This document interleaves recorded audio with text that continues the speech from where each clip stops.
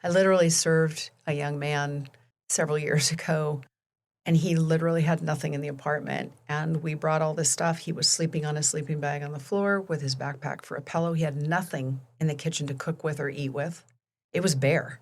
He had a stove, but he couldn't use it because he had nothing.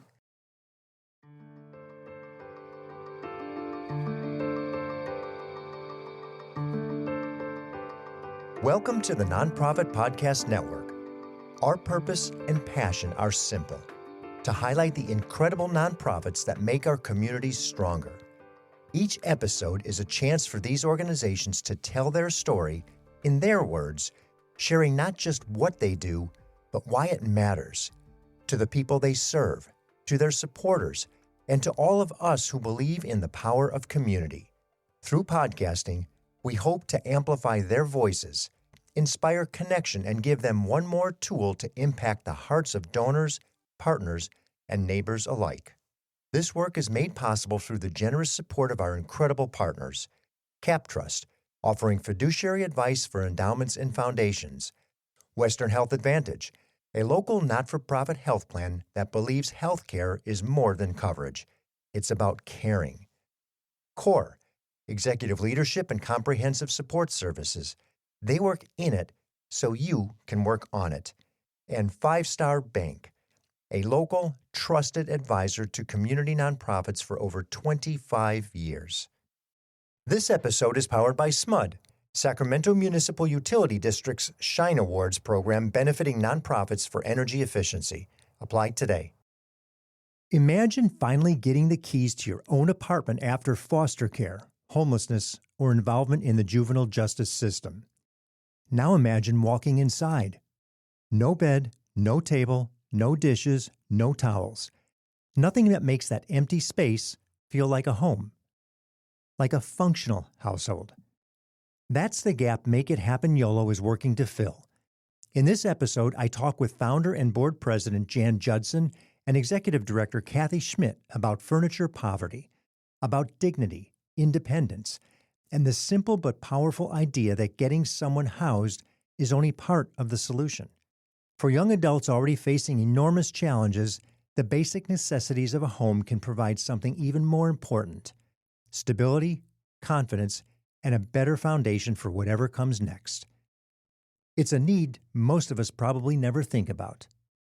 After this conversation, you will. Jan Judson, Cathi Schmidt, welcome to the Nonprofit Podcast Network. Thanks for having us, Jeff. We really appreciate the opportunity. It's nice to be here. Thanks. You are such a unique organization, and I think it's one that people don't think about. And I was recently having a conversation with some people about foster youth and the fact that maybe we're making a little bit of a dent with some of the, donations and organizations to get foster youth into housing. I mean, we know it's a big, big issue for these kids transitioning, and that's great. And we don't think about the next step. We get these kids into a living quarters, and then what? Thank you very much. There you go. And literally that's all they have is the roof over their head. But they don't have any means to get the rest of the pieces to make it a home. And somewhere along the line, Jan, you saw this. Tell us a little bit about how this came to be. In a nutshell, I'm a retired nurse practitioner, Jeff, and during the course of my practice, I was in different settings like the emergency department, urgent care. I did pediatrics for a couple of years, family practice for more. And during those times, I occasionally would run into situations where I would see foster youth that were brought in for various different reasons. And not all the time, but enough of the time, it seemed like there was a disconnect between the youth that was brought in, and they were all different ages, and the adult that was bringing, or adults that were bringing them in. And that was really troubling me. And I remember one specific incident where there was a young infant who just wanted to interact, was in a car seat on the exam table, and the parents or guardians were across the exam room just paying no attention to this child at all. And it just broke my heart. And I've always had a soft spot for underrepresented groups like animals and the elderly and children that can't speak for themselves. And so I kept saying I have to do something, I have to volunteer. And I have 2 children. My daughter was a senior in high school. She said, you keep saying you're going to do something, you need to do it. And she was right. So I volunteered with UC Davis Guardian Scholars as an adult mentor. And I also joined another organization called the California Youth Connection. I don't know if you're familiar with them, but they're a nonprofit in the state of California that is driven and led by foster youth, former and current foster youth. And they work to create legislative change around foster issues. And so I came in as an adult supporter, and that increased my awareness made me more aware of the needs of that group. We subsequently had a fundraising event. I met one of our first board members, who was a co-founder, Elliot Jones, and he at that time was a Yolo Casa with a transition age youth, was his child that he was supporting. And he was the one that brought it to my attention that while resources, as you mentioned, existed for housing, some for food, some resources for clothing, education definitely has some, but nothing to address furniture poverty, which is the inability to afford, access, or maintain the basic items needed for a home to make it safe, like a bed to sleep in. So we started it informally through his garage, word of mouth, just accepting anything we could find. And in 2014, we became a 501c3. We were very fortunate to start to receive funding, and we served 12 youth that first year, and we're hoping to serve 72 this year. Which is just amazing. And we'll get into the conversation about steps and how this all happens in just a minute. But as a founder who recognized that, and now you've given, this year it'll be 70, each year there's been some compounding or growing number from 12 to 72, 12 years old now. Congratulations. Mm-hmm. Thank you. You've certainly crossed the hurdle of existence and sustainability, which we'll talk about too. But let's address who it is you serve. Is there an age cutoff, entry? We know it's transitioning foster youth, but tell me what that looks like. If I may, Jeff, we do actually serve transition age youth. They don't have to just be foster youth. Thank you. We also work with youth that have experience with the juvenile justice system, and we also help youth that have been unhoused. To answer your question, we work with the ages of between 16 and 24. Okay. And the 24 upper limit is to accommodate those youth that have been in foster care and are transitioning past that. So the older young adults, right, if you will, allow me that. We only take referrals, so all our clients are referred to us by referring partner agencies. And all of them have to be connected to Yolo County in some way. And the reason that's important, they don't have to be in Yolo County because we know as of about 3 years ago, and I'm sorry I don't have updated data after that, but I know from the Transition Age Youth Unit in Yolo County through Child Welfare Services that about 30% of youth were able to be housed in Yolo County because of housing availability. 30 were housed about within 30 miles outside Yolo County, and the remaining third-ish % would have been over 30 miles away, which is, again, a need for housing. And transportation at that point. And absolutely, transportation is another huge issue. Thank you for mentioning that. So anyway, they have to be connected to Yolo County some way. So a student, they have to have they may not live in Yolo County, they may live in Sacramento, but their case manager or social workers in Yolo County. Those are the kind of criteria we have. Cathi, am I missing anything? And we try to make sure that they're not receiving duplicate services from another organization. Yes. Thank you. That's really our criteria for the youth. Okay. And it is Yolo County specifically at this point in time. Yes, because we're a really small organization and we really honor the fact that if we say we are going to serve someone, then we will do it, and we have done it. But if we were to open it up to a different county, we would not have the capacity. Sure. The need is tremendous. And we know that there's far more need in Yolo County right now than we have identified. Mm-hmm. And that's one of our goals ultimately, is to try to outreach even more with our referring agencies and new referring agencies, especially in rural Yolo County, maybe more in West Sacramento. I can't help but ask, and there may be a better point in the conversation to do it, but now seems appropriate.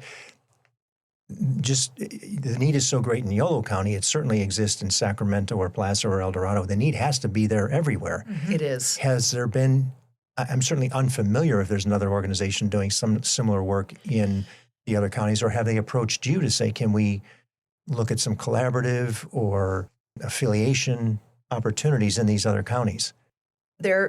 We have not been approached. I love that idea. Practically speaking, I'm not sure we could work on that right now, but there are other organizations. I know in Sacramento, there's a few, and I'm sorry, I can't probably come up with the correct names. That's okay, names. as long as I just haven't run across them. I'm not sure that all of them, we have a van that was donated to us, which was a lifesaver. Thank you, Ron Brown Construction. We do not charge anything for our services, and we deliver the items to the youth's home. If they are within, we're a little flexible on that, but we try to make it within 20 miles of where we are located in Davis. We have our storage units. So, but there is also another organization in Solano County and Fairfield that does similar work. And I mentioned that I think there's 2 in Sacramento. There might be one in Placer too, but there is nobody else in Yolo County doing this. Yeah, and they might make themselves known after the episode releases too, because it'd be nice to know that they exist for each county, because I'm sure people are going to hear this and go, but I'm not in Yolo County. Right. Yeah. Right. Or my organization serves foster youth or youth who could use the service. Absolutely. But oh my gosh, what a great concept. Yep. And is there another? And Jeff, if I may, furniture poverty is not limited to transition age youth. We sometimes will get other organizations reaching out to us. Often. We recently had this phone call from a man who identified himself as being on SSI, and he said, I really need a sofa. And another organization referred me to you. And I said, can you please tell me how old you are? And he said, I'm 45. And a few months ago, we had a social worker working for our hospital that had a couple that had previously been unhoused that needed everything. Sure. And we were the only organization that they came to. We can't. And I say that sadly, but we really can't. We have to be true to our funders, and we have to be true to ourselves. We don't have the capacity. And I would imagine at some point too, we're going to start to see this age migration, since seniors now are some of the most impacted people for homelessness. Exactly. They're on fixed incomes. They may even own their own home, but they can't pay the property taxes. Next thing you know, they're out. And what do they do? Exactly. So it's going to be an interesting dynamic as we see how all this changes over the course of the next couple of years in terms of demand and what it looks like. Tell me a little bit about what it is that you provide. What can one expect when they've engaged with you in their vacant residence? Yeah, sure. So just to follow up on one thing that Jan said, I think one thing that also makes us slightly unique compared to some of the other organizations that we do know exist but have slightly different models is we really make an effort to make this as simple as possible for these youth, because they often have had too many barriers. So as soon as the referring partner identifies that they potentially have a youth that has some need, we send them a wish list, and the wish list has over 100 items, and it's really every single item you would need to furnish a small one-bedroom apartment.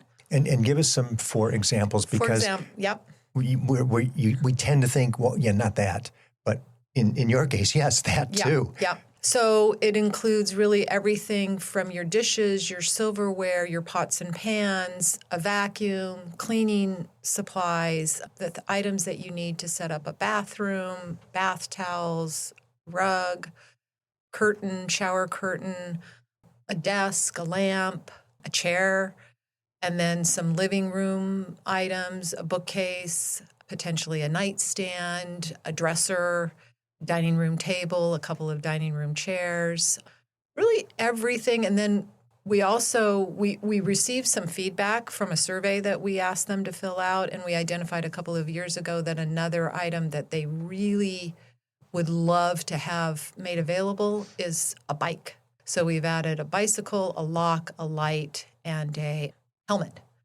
And that has been incredibly popular for all the youth we serve. So if the youth were to select every single item that's on our wish list, and some do, it's roughly about a $3,000 expense that they don't have to. And the most important thing, and I think Jan mentioned this, is we provide the transportation, we bring it to them, which is often also a huge problem for them. You know, it's easy to say, well, just go down to the Salvation Army and get a couch, but if you're on foot, that's not possible. Right. So this really solves a huge problem for them. How about discovery? How do people learn of you, or is it because you do it through partners that there's just enough demand there that you don't really have to worry about discovery at this point? We do need to worry about awareness. Okay. Because I was just picking up a furniture donation late last week, and we were working and someone stopped by. They saw our van, which has our logo on it. And the thing we hear commonly, and it's not for lack of trying on our part, we laugh. And this woman came up and she said, I've never heard of you guys. And it's like, yeah, I know, but we're really trying. We have worked, Jeff, to increase awareness about us through social media accounts. We're on Instagram and Facebook, LinkedIn. We are really trying to get more articles in the local media. So the Davis Enterprise, the Daily Democrat in Woodland, the West Sacramento News Ledger, and the Winters Express ran. We're very grateful for a series of articles earlier this year that they ran. We are grateful for the opportunity here, but it's kind of a constant, I don't want to call it a battle. It's not that, but it's a challenge. It's a challenge. And I think we're doing better than we were, but we just continue to do that. And we do speaking engagements to community groups. We're very grateful for that. Like So that'd be the Rotary, Seroptimus. We're going to be the beneficiary of a soup night with the International Davis Seroptimus in October, I believe it is. We're very grateful for that. And that's an opportunity not only to receive financial support, but to network with people and increase awareness through there. So we're trying to do everything we can. And that's a great segue to the next question, which is collaboration. Who do you work with? Who are the organizations that are in and out of your organization and shared reciprocity, so to speak, whether it be through funding or through awareness or through donations? What would it look like? Yeah. So kind of twofold. We have our referring partners that we are constantly trying to stay in contact with, make sure that we're fresh. And those could be the CASA organization, probation. And for the benefit of those who don't know, CASA, we mentioned a little bit earlier, is court-appointed special advocates, people who are the representative for that youth and the court system, because it can be really difficult to navigate. So they have this mentor in between. Yes. Right. It can be a social worker through Child Welfare Services. It could be a principal through the high school. Oh, okay. So the referring partners, as Jan already mentioned, we're in constant contact with. In terms of there's other partners that potentially could be referring partners, but also help provide wraparound services. So when we have this engagement with the youth, we take that opportunity to make sure that they're aware of the Yolo Crisis Nursery that provides respite care, that they're aware of agencies that provide medical, Communicare, OLA. So we're very it's very important to us that we take that opportunity and we have brochures on hand and we let them know that there are other agencies out there that can also provide services to them. And in some cases, we'll make the introduction so that we can make sure that there will be some follow-up. Yeah. And those are on the referring side. Are there other organizations that aren't on the referral side but are on the contribution side, whether it be furniture or donation or whatever, not unlike the Rotary or the civic groups that exist? Yeah. Almost all the service organizations, whether it's Rotary, Odd Fellows, it could be the Davis Co-op, for instance, that does the roundup for a cause. Register. Yes. So many organizations we participate in activities like that or events like that. So Food bank even to where you're supporting and communicating with the kids to... I would say, not so much food. Okay. I feel like, and maybe this is unique, most of the youth that we serve seem to be knowledgeable about food resources. Okay, I was going to say maybe that is too tangential, but the good news is they know. Yeah. They understand, so they've already got that covered. This is the piece that they didn't understand. For the most part, I would say, yeah. I think it continues to be a challenge for many of our clients. I think we don't do a deep dive into stories when they come to the storage unit. That's our purpose, is to provide them with something to furnish their homes, and many times With that's an uncomfortable subject. Sense of dignity, and right? so We don't need... Absolutely. And so, but like Cathi was saying, we also work with Shores of Hope in West Sacramento, and they actually have housing for transition age youth and others. They have a child care center there.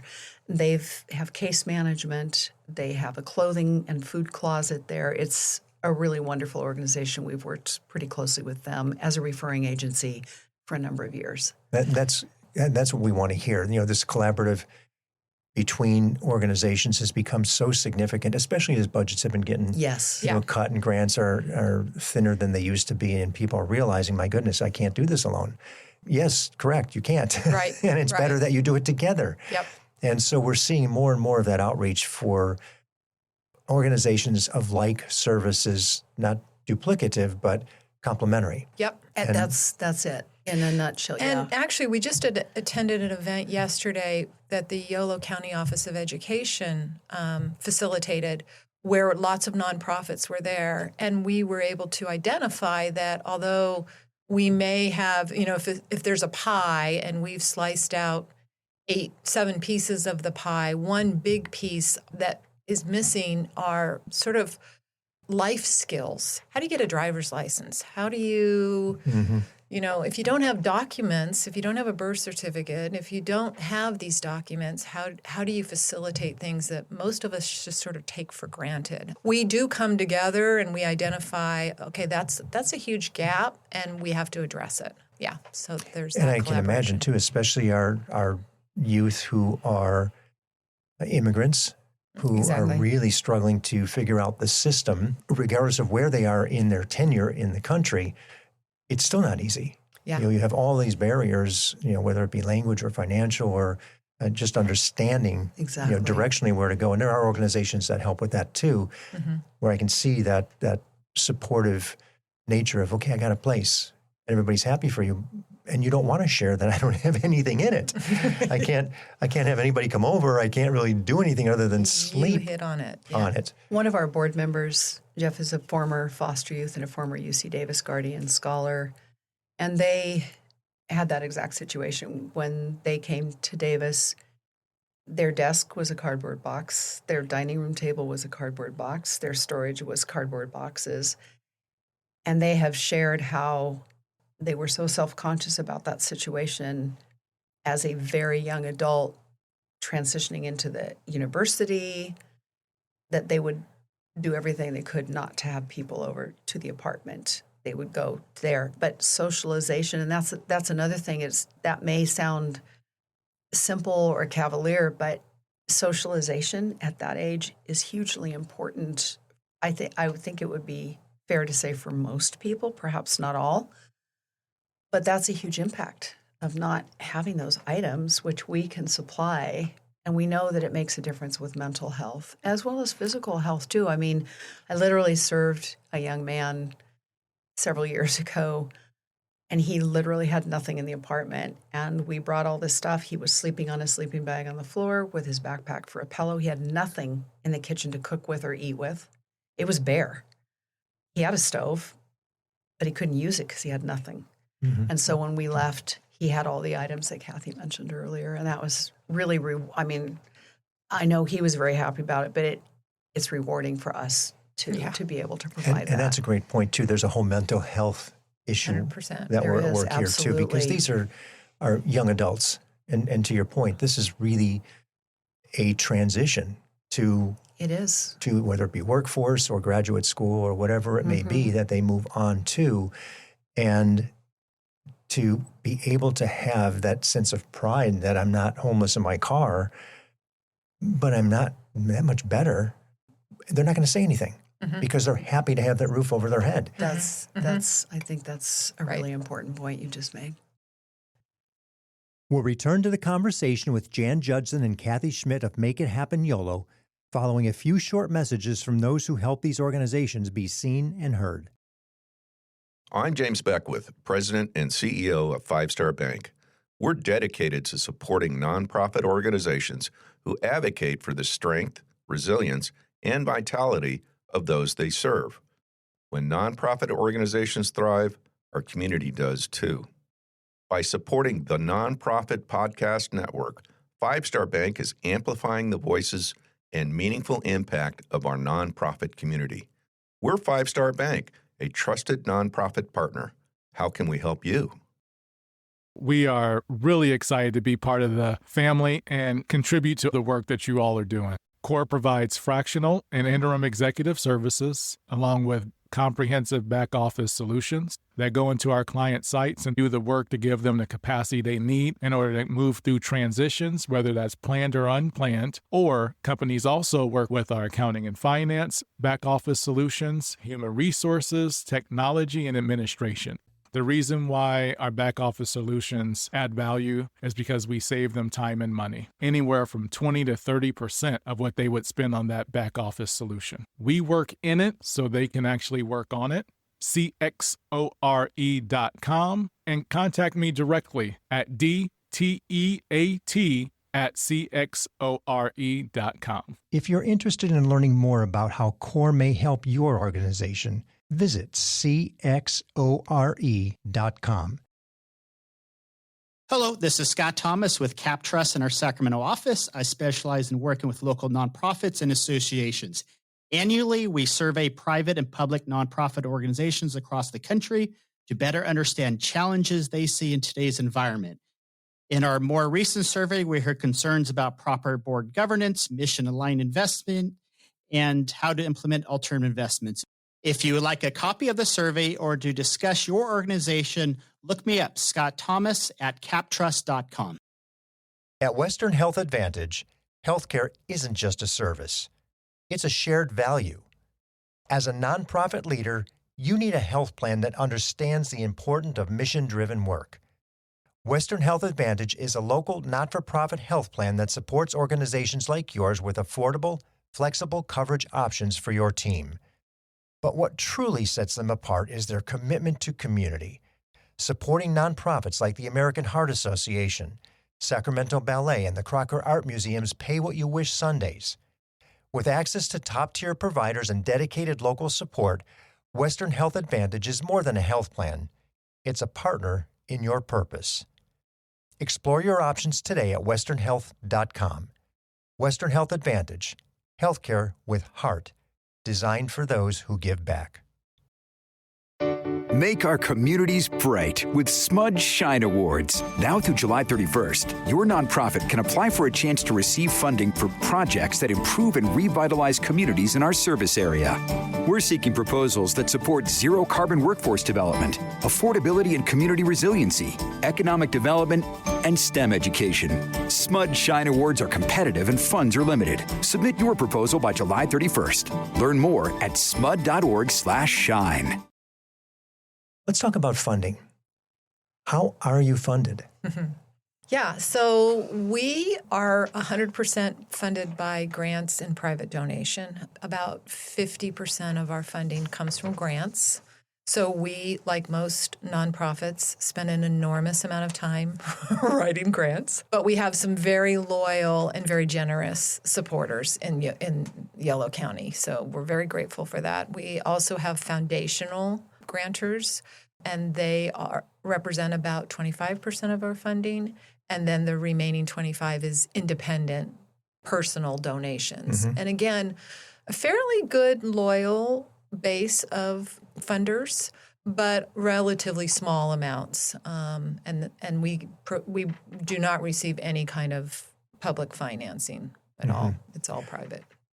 To your credit today. Yep. There's so many people who have relied on either Exactly. federal grants, and they're struggling. They're Yes, in right. some cases really in trouble because of the significance of those grants that they relied on drying up Right. and gone away, and that's going to trickle down to the state, and then they don't have these varied resources. And we all know that if you had the option, one big to service everything or many littles, give me the many littles, because if I lose a couple of those, I'm okay. But if I lose that one big, we're in trouble. Right. Right. So to your credit, and it's a relatively small budget. 12 years, you've been working. It's been growing, each year to the point that. Are you all volunteer at this point? No, we're not all volunteer. We have 3 paid positions, myself being one of them. As the executive director, I work part-time. We added an administrative assistant who also works part-time.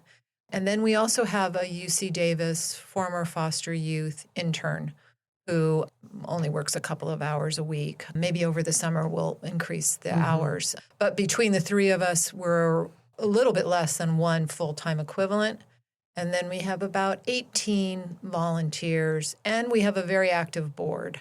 So really the heavy lifting is the volunteers and the board. And no pun intended. I mean, I hear Jan saying just she's out with Every day. in the truck. Every day she's out. This is your board president, and she's out delivering the heavy lifting, right? We got to keep up that strength training. That's right. That's right. But I do want to say we're sort of at an inflection point right now because, it's been sort of on the heart and the backs of these people like Jan that are very passionate about this, but it's not a sustainable model. And I think we really do recognize we need to add more probably paid employees if we're going to continue the growth that we've experienced over the last few years. Yep. And we know the need is out there. Yeah. Right. We want to be able to accommodate that in a not bare bones way. I mean, And we not want to burn prepare for out that our- and not burn out. Our Yes. volunteer base. Excellent point. Yeah.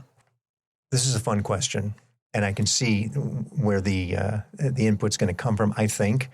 But it's somebody likes what you're doing. They see the need and the opportunity for growth. And they say, hey, you know what? I want to give you guys a blank check if you give me a good enough reason to write it. What would it look like? What would be that vision if money were no object? Well, there would be a whole lot of numbers in that blank check. No, we just recently had a strategic planning session, and it was interesting because we wanted to identify our vision. And I think our goal very simplistically was we would love for all eligible Yolo County under-resourced Yolo County transition age youth that needed our services to be able to have them, which, as we just alluded to, would require a whole lot more involvement and probably, as Cathi said, staffing on our part. We would love to be able to provide that to them. That's what my vision looks like. And we identified that. That was our board, and Cathi Okay. had that. And that's an easy visualization. Now, we don't know what that number is We don't. specifically, but we do know that the opportunity is there. That does have about a 90% finite opportunity. If somebody said, here it is, you can get to the majority. You may not get to everybody 100%, Right. but you can get to the majority of them with provision. And so I think for somebody who's listening to hear that and say, hey, this is actually a problem we can really come close to solving. Whereas some of them are so difficult and in some cases so esoteric, we know we're not going to cure cancer with an unlimited check. Those sorts of things. We're not going to cease homelessness. We've already proven unlimited money doesn't fix the problem. But this is one that really, really could be, as we see in some cases too with some of the food insecurity. Enough money at it in a proper and well-guided way could really bring that problem to a very small problem as opposed to a really big one. And that's what I like about yours is it's almost definable. It's pretty, the only word I can come up with is maybe limited. And I don't mean that in a negative way, No. but it's defined, Yes. as I think you're saying, Yes. Jeff. So yeah, yes. And that's rare that we can actually put some guardrails on the need and say, if this were to happen, we could really fix some of this issue. And then we know what the impact is into the community. Now you have a healthier student, employee, mental well-being, family in some cases, to where before, where were they? They might have been on the cusp of not able to make it, even though they had a roof over their head, to where they might fall back into homelessness. Right. And so it's just it's one of those that we can wrap our heads around. So I like that. I like that as a vision to say, well, just let us get them. We'll do it county by county. We'll figure this out. I think I'm challenged with what is the number. If we know what the cost to serve is, which we have a pretty good idea, I think what we don't know is what we don't know. And those come mostly from more rural areas where some of these youth are just under the radar, or we haven't managed to connect with the people that can identify exactly who they are. And if they're not reaching out for services, why are they not reaching out? What's that barrier? For me, it's still a little bit unknown. So is the number 300, 500, 1,000? I'm not 100% sure. We know if we're serving 72, it's a much bigger number than that. Yes. That we do know.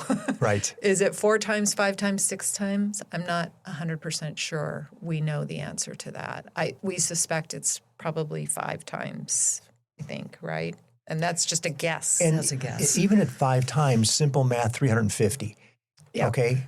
Well, we know what the average cost is. You mentioned it, $2,500, $3,000 per, 350 times 3,000. Now we know what the number is. Right. That number would solve a tremendous percentage. Yep.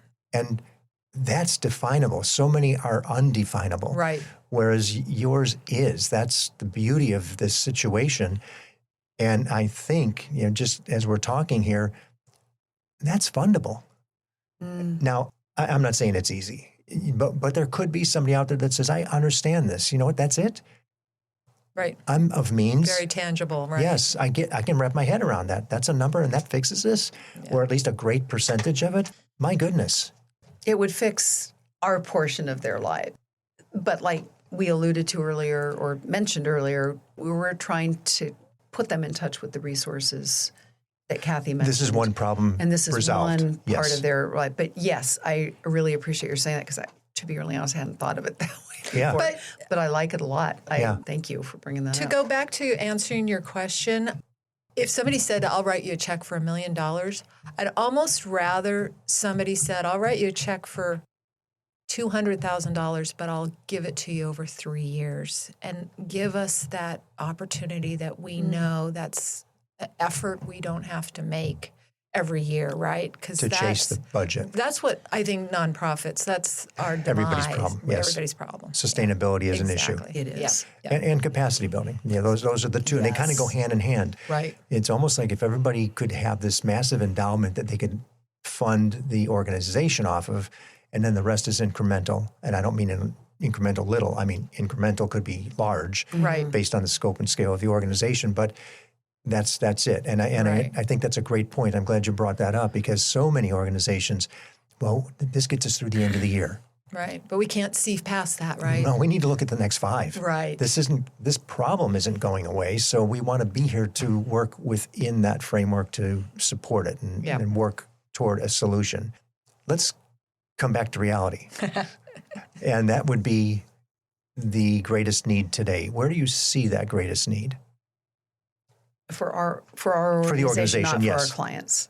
Correct. Okay. Yeah. Go ahead. Yeah. To be just blatantly honest, exactly as we're talking about now, it would be financial, and with a secondary of we need to really increase our volunteer base as well. In 2023, Jeff, that was the year that we brought Cathi on, which was one of the best moves we've ever made. Thank you, Cathi. And we had a targeted outreach with a former volunteer working with our UC Davis Guardian Scholar intern at the time. So they reached out to some of the partners we mentioned and some others we did not, the referring partners. And in 2023, we served 40 youth. And because of that targeted outreach, there's no question in my mind, we had wonderfully successful targeted outreach. The next year, we served 60. That was a 50%. I'm not the numbers person. 50% that's increase. correct. And it really strained us because we were smaller then than we are now. And it was like, there really is a huge need out there because this was just skimming the surface. But B, we need to have more capacity. Mm-hmm. So if we're looking at developing corporate partnerships, which we've never done before, but it would be financial. Because we relied on community furniture donations up until the past few years, we were able to completely offer our clients donated furniture from the Yolo community, which has been incredibly supportive and gracious. But we serve too many now, and the furniture donations aren't keeping up. So we've had to start purchasing furniture because we don't want to tell them they can't have a sofa or a dining room table. So we're purchasing those now. We've additionally, as Cathi mentioned, hired people. We were all volunteer until 2023. So we've hired people, so we have salaries now, and the prices are going up. Mm-hmm. So the financial support is our greatest need, I would say. Absolutely. And then, again, a close second would be having volunteers. And we have an incredible group of volunteers. I am so grateful to them. We really do. I mean, not only do they get the work done, but they're a lot of fun. Mm-hmm. We have a lot of fun in our organization. You wouldn't think that cleaning out a storage unit, but it can be fun. So, which we're doing again, thanks to Nugget Market and Food for Less. They are going to come and help us next week, right? Yeah. So, yes. What's the movie that they go to storage units and they clean them out, and sometimes they find treasures, fortunes and treasures inside these storage units? You have to get in alignment with the people that you actually are doing. That's a good idea. Real storage with, and say, those three, we've never seen them open. Can we get in there? Who knows? There might be something in there for you. Storage wars. That's it. Storage wars. Yes. For you, when you look at it, what does the impact of the organization look like? What does success look like? Is there a story or two you can share about somebody who has been a beneficiary? Well, I think there's two different levels for me. One is Cathi and I both meet the youth personally at the storage units along with other volunteers. And I don't think there's ever been a time in the 12 years that I've been doing this where the youth weren't exceedingly grateful. And one thing that I hadn't realized until I started doing this work, because I grew up with a lot of support. I had a family, I had community, I had friends that would help me out if I needed it. And when we were able to buy our small appliances and many of the items that we offer brand new, getting something that no one else has used in an unopened box that's new. And they get to pick. Do they want the green one, the white one, the black one? I mean, those are huge. Choice is a big deal. Yeah. It's agency. It's dignity. It's like you choose. And sometimes they'll say, well, I'm not sure. And it's like, I'm not making that decision. You have to make that decision in a supportive, gentle way. So one of the successes, to get back to your question for me, is just not every day, but when we serve a youth, just the looks on their faces is so rewarding. And the second one is seeing where they go.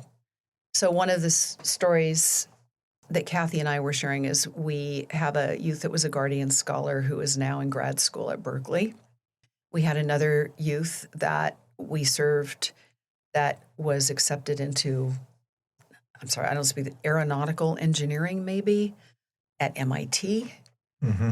We have another youth that graduated from UC Davis, and she decided that she wanted to be an electrician. So she went on from there and is... I saw her on the website. Yes. Yes. Yep. And delightful.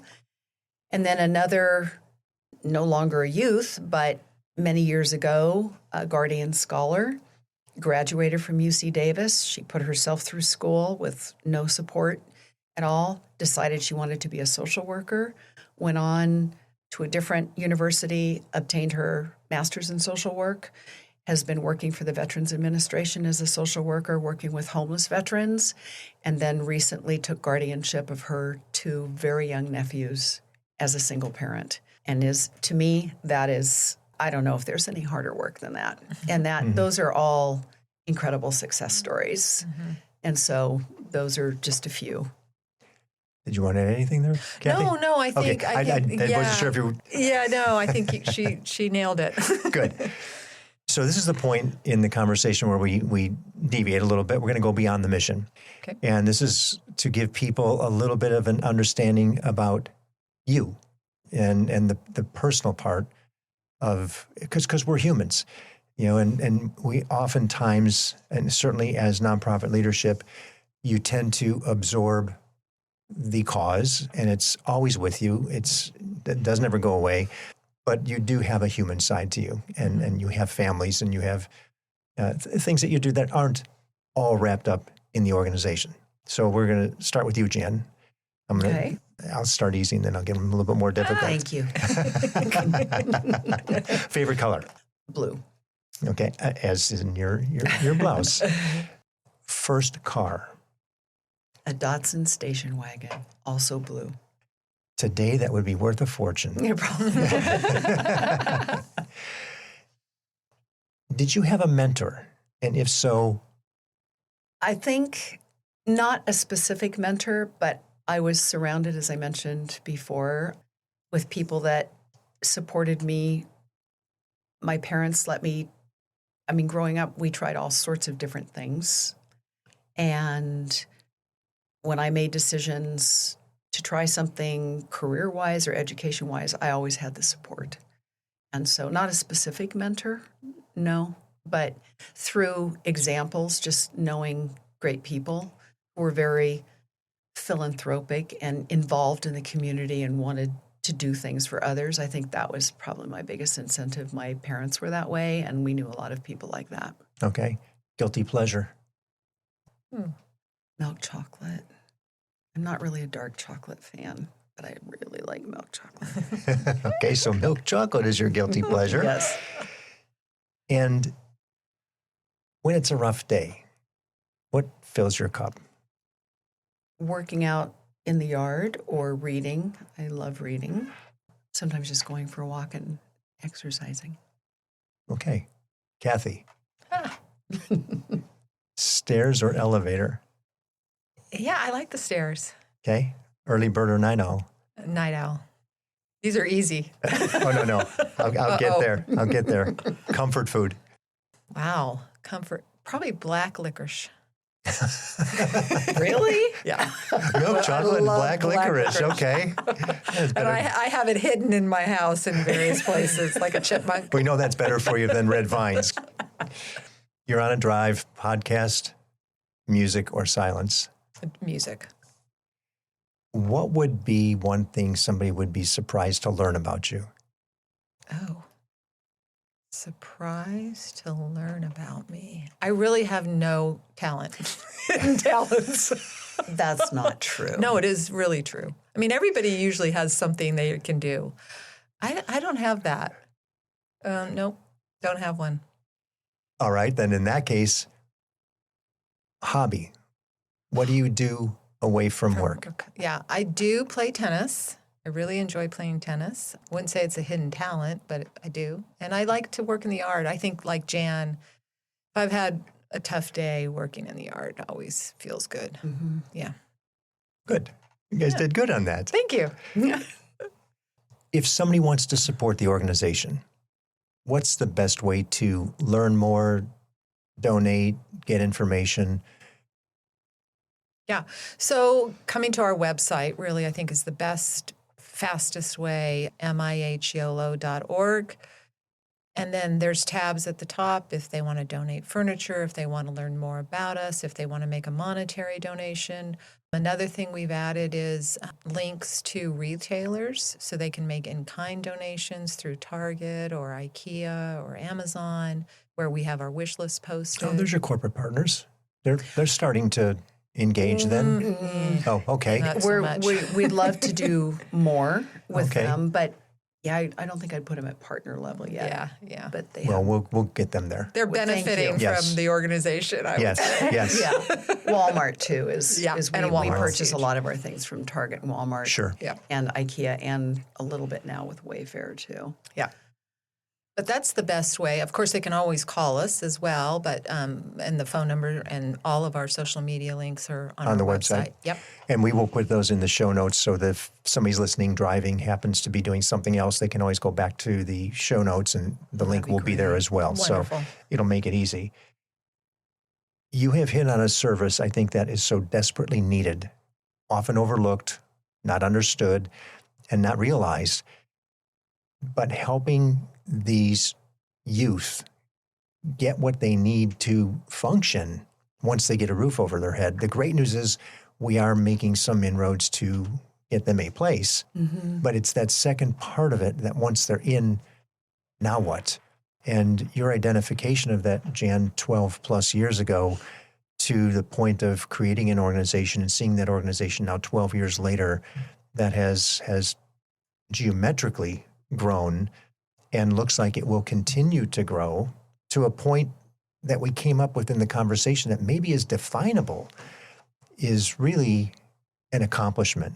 And for what you've done for Yolo County and for those youth in providing that sense of dignity, that sense of home that they may not otherwise have had is extremely commendable. So thank you for what you do. And Cathi, we're thrilled that you're now there, Oh, in thank you. a We capacity. are thrilled that Cathi is Well, there. thank you. And it certainly wasn't just me, Jeff, and I appreciate very much, but the former board members and the current Absolutely, board yes. members, I mean, it really does take a Team. village, and that's why we were mentioning our partners, because they're so valuable in so many ways. And Yeah. we all want to work towards assisting the youth, because transitioning into young adulthood and independence is tough for anybody. Yeah. It's a tough Especially time. now. Yeah. Thank you. I was just going to say tougher today than it's ever Ever. been. Agreed. Especially And being a in young adult is California. challenging. And yes, now. But if we can just help out, as you mentioned, with, I mean, maybe it's not adjust because it does save them some finances. But like you said, it's very definable. And so it's like we can go in and do this piece. And we really hope that helps them jumpstart towards Right. whatever their goals are. Yeah. And to the team, the volunteers, everybody that's involved in the Absolutely organization. essential. Yeah. Well, thank you for what you're doing. Yeah. Thank you Thank for the you. opportunity Yeah. to tell. And let's Talking go to make us. something better. Thank you. very We hope to much. do that. This episode has been powered by SMUD, Sacramento Municipal Utility District's Shine Awards program benefiting nonprofits for energy efficiency. Apply today. Thank you for listening to the Nonprofit Podcast Network. We hope today's episode inspired you and gave you a deeper look into the work of our local nonprofits. If you believe in our mission to amplify their voices, please take a moment to leave us a positive review and share this episode with a friend. It helps more people discover the incredible work happening in our community. And don't miss future episodes. Subscribe to our weekly updates and monthly newsletter at nonprofpod.com. And if you're part of a nonprofit that would like to be featured, we'd love to hear from you. Just visit the Guests tab on our website. The Nonprofit Podcast Network is recorded and produced at Hear Me Now Studio with generous support from our outstanding partners. CapTrust, fiduciary advice for endowments and foundations. Online at captrust.com. Western Health Advantage, local care with community impact. Find the plan that fits at westernhealth.com. CORE, executive leadership and comprehensive support services. Visit cxore.com. And 5 Star Bank, a local trusted advisor to community nonprofits for over 25 years. 5starbank.com.